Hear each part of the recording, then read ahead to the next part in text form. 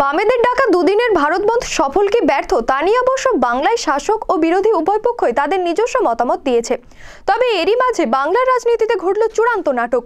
চলুন আপনাদের বিস্তারিত জানাবো কি এমন পট পরিবর্তন হলো বাংলা রাজনীতিতে। প্রথমে আপনাদের একটি বক্তব্য শোনাবো।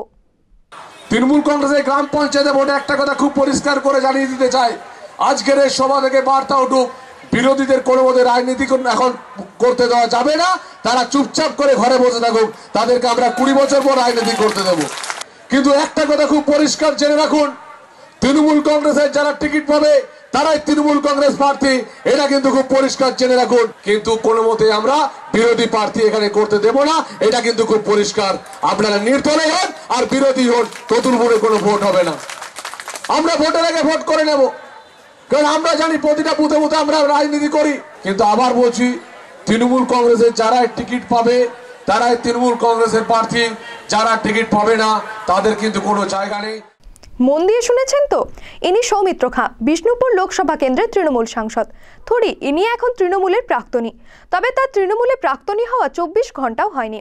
কয়েক মাস আগে পঞ্চায়েত ভোটের আগেই তিনি যখন বিরোধীদের রাজনীতি করতে না দিয়ে ঘরে ঢুকিয়ে দেওয়ার নিদান দিয়েছিলেন, তিনি বুধবার দিল্লিতে গিয়ে তৃণমূল ছেড়ে বিজেপিতে যোগ দিলেন। আর বিজেপিতে যোগদান করেই তার বিস্ফোরক মন্তব্য, বাংলায় গণতন্ত্র নেই। চলুন শুনে নেব কি বললেন তিনি। सबके साथ सबका विकास हम लोग चाहते हैं, हम लोग युवा है, हम लोग चाहते हैं जो पश्चिम बंगाल को डेवलपमेंट हो जाए, पश्चिम बंगाल में उन्नति करे। लेकिन जो बंगाल सरकार हम लोग का चल रहा, सबसे बड़ा बात है यहाँ पे गणतंत्र नहीं है, यहाँ पे आदमी लोग वोट नहीं दे पा रहे हैं। मैं धिक्कार बोल के वेस्ट बंगाल प्रशासन को धिक्कार बोल के मैं आज पार्टी छोड़ दिया, क्योंकि आज बीजेपी में योगदान कर रहा हूँ। इसलिए किया क्योंकि पश्चिम बंगाल छोड़ के हर जगह में भारत में वोट होता है, पश्चिम बंगाल में वोटिंग नहीं होता है। ये सबसे बड़ा गलती बात है, पश्चिम बंगाल में गणतंत्र नहीं है। इसलिए मैं आज बीजेपी में योगदान किया। अमित शाह जी की नेतृत्व में पश्चिम बंगाल में नया सूरज उठे, राइजिंग सन पश्चिम बंगाल, तो पश्चिम बंगाल में कम से कम और भी ज्यादा डेवलपमेंट करे। और नरेंद्र मोदी जी का सबका साथ सबका विकास। देखिए, आप पार्टी में ज्वाइन किया, पार्टी जो डिसाइड करेगा वही होगा। पार्टी में ज्वाइन किया, बीजेपी पार्टी में ज्वाइन किया, उसके बाद जो होगा हमारा सीनियर लीडरशिप हमारा वही देखेगा।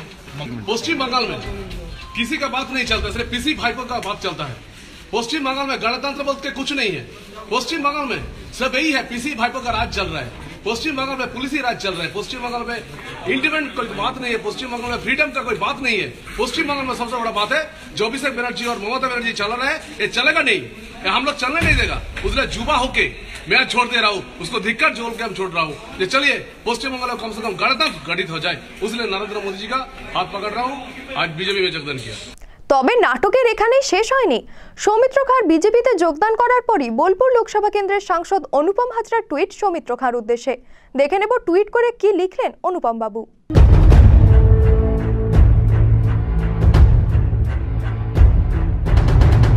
গত 4 বছর ধরে জেলায় একটাও কোনো রাজনৈতিক প্রোগ্রামে ডাক না পেয়েও, জেলাতে কমপ্লিটলি পলিটিক্যালি হ্যান্ডিক্যাপ্ট হয়েও দিদির প্রতি পূর্ণ আস্থা রাখি। আর তুই পারলি না, শকিং। যাই হোক, ভালো থাকিস বন্ধু। এরপরেই অবশ্য ময়দানে নামলো তৃণমূল রাজ্য নেতৃত্ব। একই সঙ্গে সৌমিত্র খাঁ ও অনুপম হাজরা দুই সাংসদকেই বহিষ্কার করল তৃণমূল। যদিও তৃণমূল মহাসচিব পার্থ চট্টোপাধ্যায়ের দাবি, সৌমিত্র বাবুকে নাকি সকালেই বহিষ্কার করা হয়েছে। তবে একজন সাংসদ সদস্যকে সকালে দল থেকে বহিষ্কার করা হচ্ছে, অথচ সেই কথা সাংবাদিক সম্মেলন করে জানানো হচ্ছে বিকেলে। এ নিয়ে ব্যাপক বিতর্ক দেখা দিয়েছে। রাজনৈতিক মহলের দাবি, লোকসভা ভোটের আগে আরও অনেক নাটকই অপেক্ষা করে রয়েছে। ব্যুরো রিপোর্ট, নিউজ আজ বাংলা।